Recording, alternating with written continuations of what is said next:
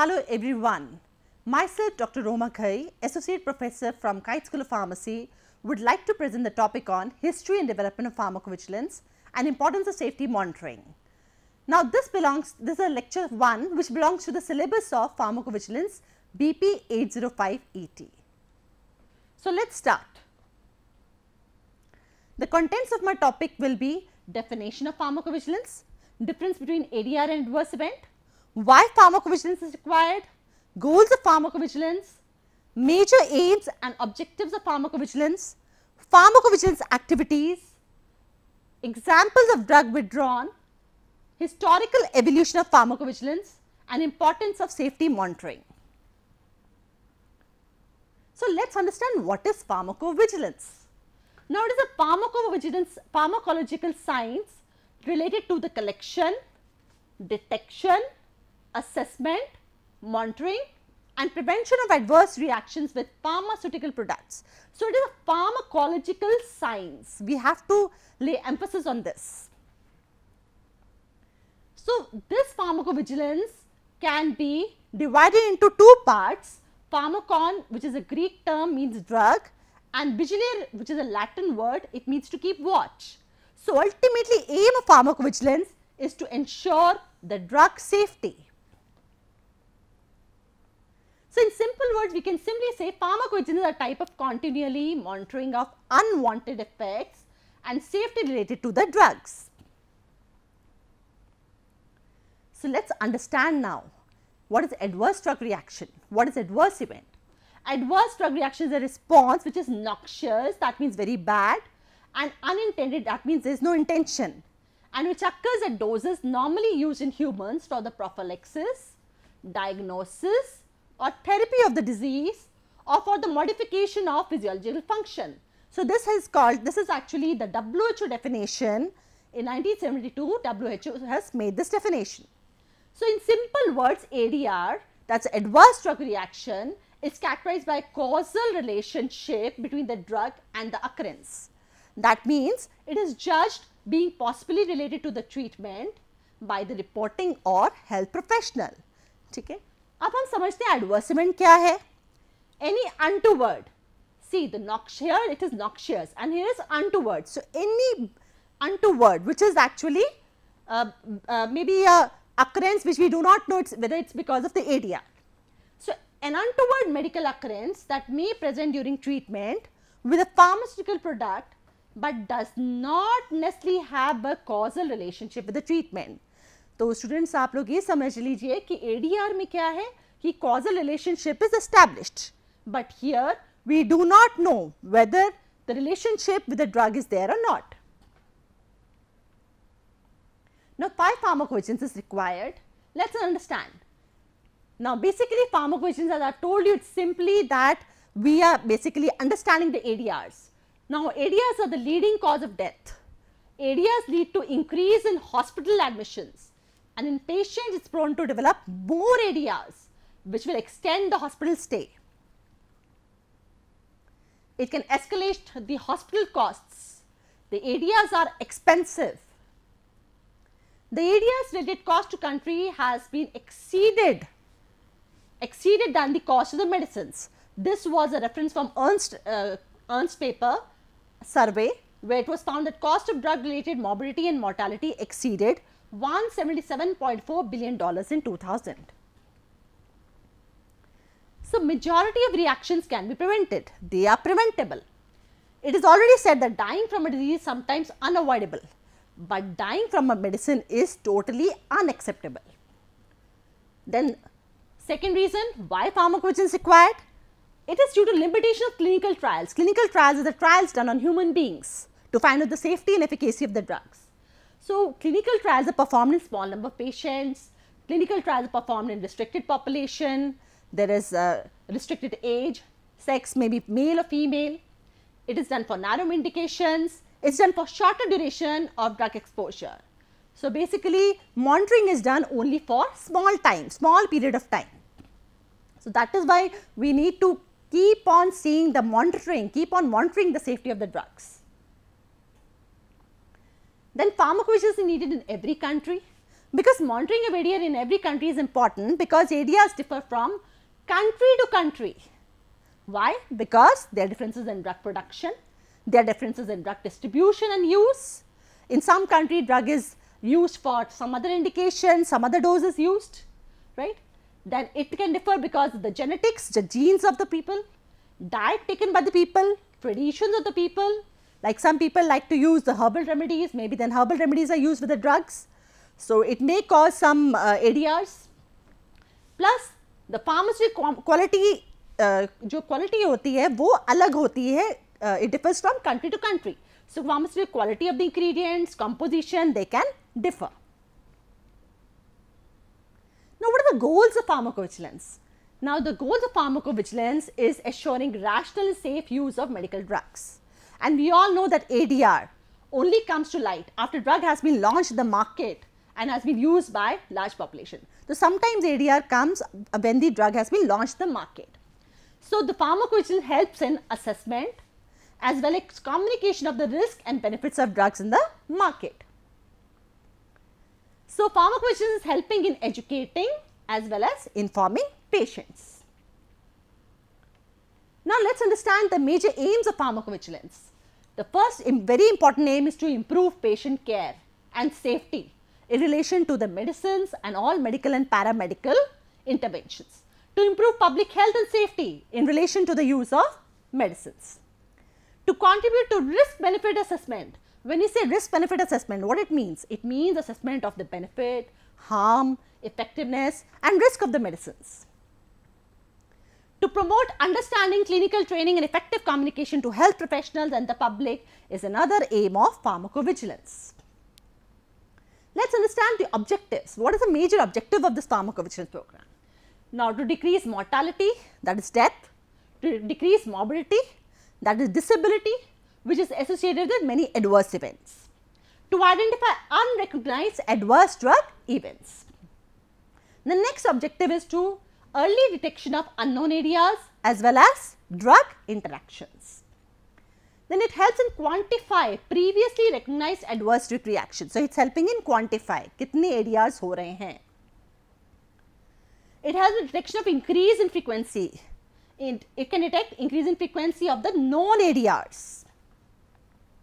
It has been identification of risk factors, which factors are responsible for the ADRs and what are the possible mechanisms underlying the ADRs.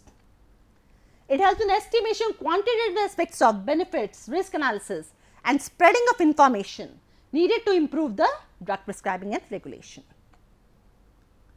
So, it is helping in evaluating, the effectiveness of medicines in the real world situations. Now, what are PV activities? What are pharmacovigilance activities?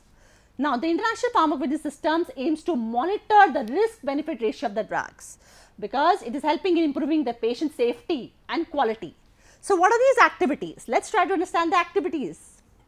First one is collecting, managing data on the safety of medicines, looking at the individual case safety reports so that we can detect the new signals. What are new signals? New signals are unknown adverse effects of the drug. Then proactive risk management to minimize any potential risk associated with the use of medicines. Communicating and informing stakeholders and patients. This seamless post-marketing surveillance. So, what is post-marketing surveillance? That is when the drug is launched in the market, we have to survey the drug for its safety and it is helping in protecting the public. It also allows the controlling authorities, they are the regulatory authorities to modify. What to modify? To modify the summary product characteristics released by the marketing authorization holder for any new medicinal product. Students, what is summary product characteristic? It helps you to find out what is the use of the drug, how to use the drug. So, this is basically used in European Union. So, controlling authorities can modify the summary product characteristics based on the newly discovered signals. Now, let us understand the drugs withdrawn due to post-marketing surveillance. Cisapride in 2000 withdrawn because of cardiac arrhythmias. Troglitazone withdrawn in 2000 due to hepatotoxicity. Rapacuronium withdrawn due to fatal bronchospasm. Serivastatin it was withdrawn because of rhabdomyolysis. Rhabdomyolysis, what it means? It means a breakdown of the skeletal muscle. Rhabdo means basically it is irregular, myo means muscle and lysis means breakdown. Rofecoxib was withdrawn because of cardiovascular events. Valdecoxib was withdrawn due to dermatological adverse events. Now, let us try to understand the history and development of pharmacovigilance. In 1848, actually there was a Hannah's death. She was a small 15-year-old girl and the death was caused because of chloroform. In 1937, there was a tragedy, that is sulfanilamide disaster, which I will be telling you just after the slide. So, this has happened in USA and the problem was because of diethylene glycol. In 1938, Federal Food, Drug and Cosmetic Act was established and the public health system was renovated. In 1955, gastrointestinal toxicity of acetyl salicylic acid was proved. In 1961, there was a major tragedy called Thaldamide tragedy.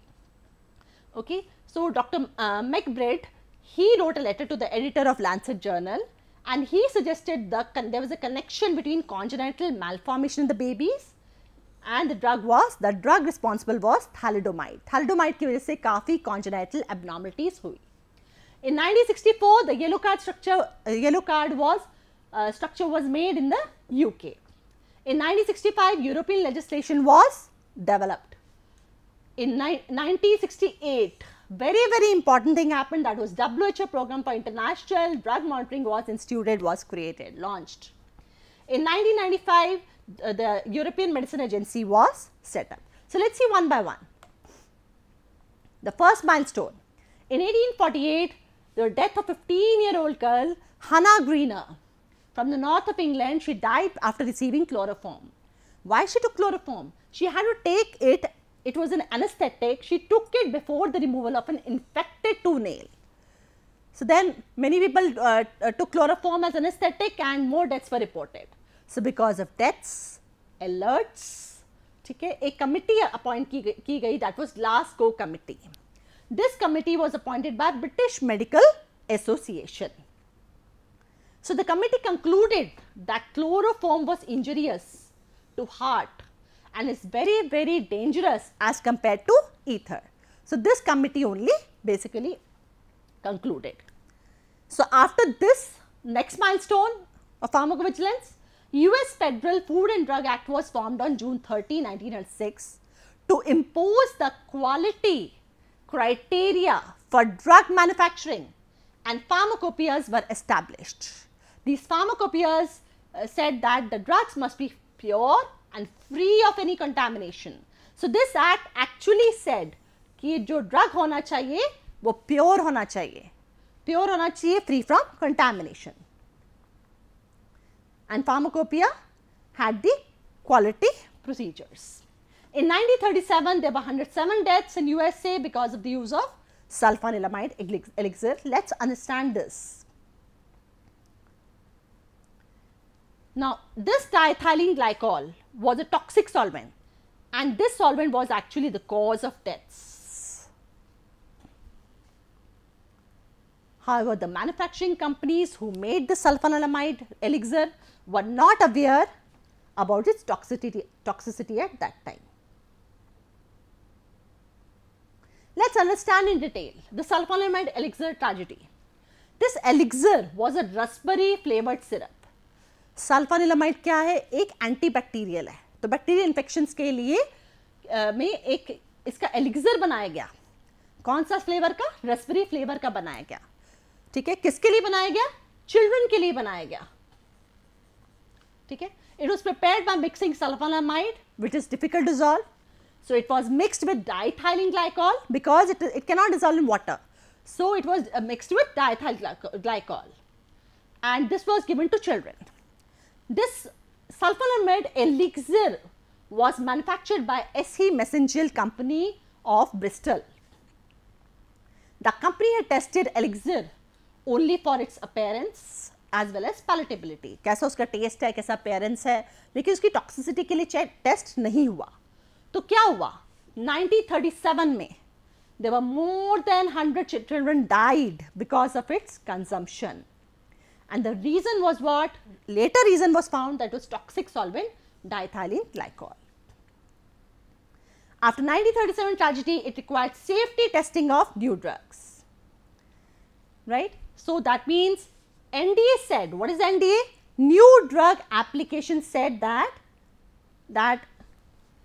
जो ये application है उसके अंदर safety data भी होना चाहिए. In simple words, it's the manufacturer's responsibility to prove safety as well as efficacy of the drug before marketing authorization. Next strategy में आ जाते हैं, thalidomide tragedy. The idea of pharmacovigilance took shape after 1961. After the thalidomide tragedy was reported, so pharmacovigilance का proper shape लिया after 1961. That was when thalidomide tragedy was reported. Now, what is this thalidomide? Thalidomide is marketed in 1956 in Western Germany. It was mainly used as hypnotic or sedative drug, and later it was used to manage nausea in pregnant women. Please remember, it was used to manage nausea in pregnant women. तो क्या हुआ? जब ये pregnant women से जो babies born हुए, however the babies born to these pregnant mothers, they suffered from major congenital defect, that is malformation of limbs. और उसका नाम क्या दिया गया? Phocomelia. That's called seal-like limbs. You can see from the photo, the limbs are so short. The limbs are so short, and you can see it that it is a congenital abnormality. So first reports of birth defects came in 1959. 13 reports of birth defects came in 1961, and around 10,000 infants were affected by this problem. So it was withdrawn shortly afterward. After the tragedies, the need for drug monitoring was well established worldwide. This disaster brought about significant changes in the safety monitoring system, with active participation from regulatory authorities, industry and healthcare workers. तो basically regulatory authorities, industry, healthcare workers ने मिलके सोचा कि एक system बनाते हैं जिससे हम monitor करेंगे safety of the drugs. तो 1963 a committee on safety of drugs was established in the UK. In 1964 yellow card was structured in the UK. Now this yellow card, it is a form to compile a spontaneous report of the drug toxicity. In USA, an amendment came. The amendment required safety and efficacy data of drugs before pre-marketing submission. This was approved. As a result of this amendment, safety data have to include teratogenicity test in 3 different animals. इसकी वजह से safety data को include करना, safety data have to include the teratogenicity tests. So then came the WHO Program for International Drug Monitoring. I have full video in my lecture 2 on that. So let's have a small glimpse of it. So WHO Program for International Drug Monitoring began in 1968. This is the WHO logo, and with the Uppsala Monitoring Center in Sweden being the collaborating center for this global initiative. The main function of this coordinating center is communication of safety signals recognized through the analysis of global data of the ADRs. Now, WHO is promoting pharmacovigilance at every country level. At the end of 2010, there were 127 countries, and India became the member of this WHO program in 1998. Now, what is the importance of drug safety monitoring? What is the importance? See, we know that adverse drug reaction is unintended reaction in patient body, which occurs as a result of administration of the drug. It is a risk mitigation exercise in which the ADRs caused by therapeutic drugs, biologicals, device can be explored, prevented or minimized. तो ये risk mitigation है. Risk mitigation मतलब risk को कम करने वाली exercise है. So drug safety monitoring is essential element for the effective use of medicines and high quality medical care.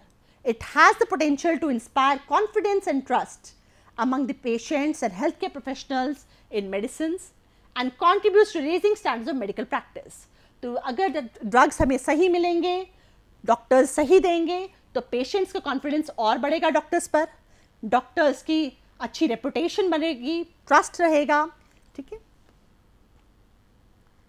Now, ADRs, it can definitely, it can diminish the quality of life. कोई भी adverse drug reaction हो गया, तो वो quality of life को खराब कर देता है. It can increase the rate and duration of hospitalization. It can increase the mortality and morbidity. It can cause financial burden on healthcare authorities enormously. So as the newer discoveries were being available to needy population at a faster rate, drug-related adverse reactions are becoming more common, severe and complex. मतलब जैसे जैसे newer discoveries आती जा रही हैं, नए new drugs आते जा रहे हैं, तो drug-related adverse reactions बहुत complex होते जा रहे हैं और severe होते जा रहे हैं. So basically वहाँ पर क्या काम आता है? Pharmacovigilance, safety monitoring कौन कर रहा है? कौन सा फील कर रहा है? PV, Pharmacovigilance. It's a process of identifying the expected and unexpected areas resulting from the use of medicines in the post-marketing phase. तो ये किसको benefit कर रहा है pharmacovigilance? It benefits everyone. Patients are protected from unsafe drugs. Drug regulators receive important data which helps them to take the regulatory decision. Analysis of ADR data helps to make the regulatory decision. जैसे जैसे analysis होगा ADR का तो regulatory authorities proper decision लेते हैं. So this program can help in reducing the cost of damages which is caused by drugs to a minimum level. So the pharmacovigilance prevent drug-related damages if appropriate care is taken. Now it prevents drug-related damages by physicians on the basis of the feedback from the pharmacovigilance system. जैसे ही doctors को feedback मिलता है कि ये drug से problems आ रही हैं, so it can prevent such drug-related damages. Now what is the increased necessity? So there are multiple reasons for the increased necessity for drug safety monitoring. पहली चीज क्या है? Limitations, जिसको हम next slide में पढ़ेंगे. Unreliability of preclinical safety data. Now preclinical safety data क्या होता है? Preclinical होता है जब हम animal studies करते हैं, हम in vitro in vivo studies करते हैं. It involves evaluation of drug safety and efficacy in animal experiments. However, it may not be appropriate to extrapolate the results of preclinical studies to human beings. हम ये नहीं कह सकते कि पक्का जो animals के अंदर areas आ रहे हैं वो human beings पे भी आएंगे. या अगर animals पे कोई मतलब कोई particular damage नहीं हो रहा तो हम पक्का नहीं कह सकते कि वो human beings पे नहीं आएंगे. Third reason is change in the pharmaceutical marketing strategies, aggressive marketing strategies. Fourth one is changing physician and patient preferences. Fifth one is easy accessibility. इसी वजह से there is increased necessity of drug safety monitoring. So let's understand limitation of clinical trials. देखो जब clinical trials है human beings में है तो तब population sample क्या है? Homogeneous. Homogeneous मतलब एक जैसी population होती है, ठीक है? एक particular age ली जाती है, एक particular gender लिया जाता है. In clinical trials is strict inclusion exclusion criteria. किसके ऊपर हम trials करते हैं, किस पे नहीं करते हैं, वो भी strict होता है. Subject usually have a single disease. Specific groups of children, elderly, pregnant, they are excluded. They are not excluded. They are not included. They are not included. Then the small sample size or detection of rare adverse event becomes difficult. Then short duration of trial is another limitation of clinical trial. It limits the detection of long-term adverse effects. क्योंकि trial थोड़ी देर के time के लिए, थोड़े कुछ महीने के लिए, तो हम उसमें long-term adverse effect को नहीं निकाल पाते. So clinical trials are conducted under well-controlled condition. So it's difficult to predict the adverse effects and total risk-benefit ratio under actual settings, actual clinical settings. So because of this inability to detect ADRs under real conditions, inability to detect drug interaction, inability to detect drug-food interaction, inability to detect large number of unpredictable conditions, inability to detect the risk factors. So all these are the limitations of clinical trials. Then changing pharmaceutical marketing strategies, aggressive marketing strategies. Now let's understand this. Students, what is happening nowadays? New companies are coming with the new products. So they want to launch their new products. They want to earn profits. They are going for aggressive marketing, right? So efforts to launch new products in many countries by pharmaceutical companies has increased the exposure of larger population. वो ज़्यादा से ज़्यादा population को अपनी medicines पहुँचाना चाहती हैं companies. So then the large population becomes at a risk of experiencing ADRs. Direct to consumer advertising has led the physicians to prescribe new drugs. कई बार हम लोग को इंटरनेट से इंफॉर्मेशन मिलती है तो कंज्यूमर ही कहता है डॉक्टर को, क्या डॉक्टर कहता है? डॉक्टर साहब मुझे अच्छी दवाई देना, नई दवाई देना जिससे मैं जल्दी ठीक हो जाऊं, ठीक है? तो ये डायरेक्ट टू कंज्यूमर एडवर्टाइजिंग है तो फिजिशियन ऑब्वियसली प्रिस्क्राइब करेगा new drugs. then changing physicians and patient preferences. Now basically there is increasing use of new drugs. जैसे मैंने आपको पहले बताया, physicians as well as patients are now eager to use new products without sufficiently studying the benefits of new medication. Without studying, अभी पूरी study नहीं हुई new medication की, ठीक है, फिर भी physicians they want to use the new products, ठीक है. So without studying the benefits of new medication over the established ones. So newer drugs, you know, they have more complicated mechanism of action. जितने new drugs आ रहे हैं तो उनका mechanism of action भी अलग होगा. अगर वो complicated है तो उससे adverse reactions जो होंगे that are expected to be complex. Increasing use of drugs to improve quality of life. Nowadays lot of herbal supplements, lot of nutraceuticals, lot of new drugs are coming, new formulations are coming to improve quality of life rather than the actual clinical condition. Thirdly, very important, shift of supervised to self-administered therapy. आजकल सब अपने आप को doctor समझते हैं. So basically क्या हो रहा है शिफ्ट? डॉक्टर्स को दिखाने से पहले सेल्फ एडमिनिस्टर करना शुरू कर देते हैं, ठीक है, क्योंकि पॉपुलेशन है तो एजुकेटेड, इन्फॉर्म्ड है, so they try to manage the diseases, ठीक है. तो यही लिखा है मैंने, since the population of educated informed patient is increasing, they have started playing more active role in therapeutic management. So hospital-based medically supervised therapy is now shifting towards the home-based self-administered therapy. So this shift is making it difficult to identify the occurrence, frequency, severity and actual characteristic of ADR. इस वजह से हम identify नहीं कर पा रहे हैं ADRs कब हो जाते हैं, कितनी frequently हो रहे हैं, क्या severity है, क्या characteristics है ADR की. Then easy accessibility of drugs. By easy access to internet, simply we know that there is easy to internet, there are lot of आजकल काफ़ी सॉफ्टवेयर्स हैं और जिस तरीके से आपका फार्म ईजी है, नेट मेड्स हैं, तो लोग क्या करते हैं, they have easy access to internet, so they say कि अपने आप ही ऑर्डर कर देते हैं medicine. This easy availability of complementary medicine use is becoming popular. They largely escape of official requirements, easily available, increasing penetration of market by substandard drugs, and all these reasons have made it necessary to implement an effective, robust safety monitoring through pharmacovigilance program. तो आपने देखा है कि जो easy availability है, they escape the official requirements of approval, उनको approval नहीं मिली है, फिर भी लोग बहुत use कर रहे हैं, ठीक है. तो हमें तो all these reasons have made it necessary to implement a very effective, robust safety monitoring program. So these are the references of my presentation. So I hope you all have understood. So we have seen that what is pharmacovigilance, what is the history, and we have seen the importance of safety monitoring. Thank you all, and I really it was thanks to my audience for patient listening. Thank you.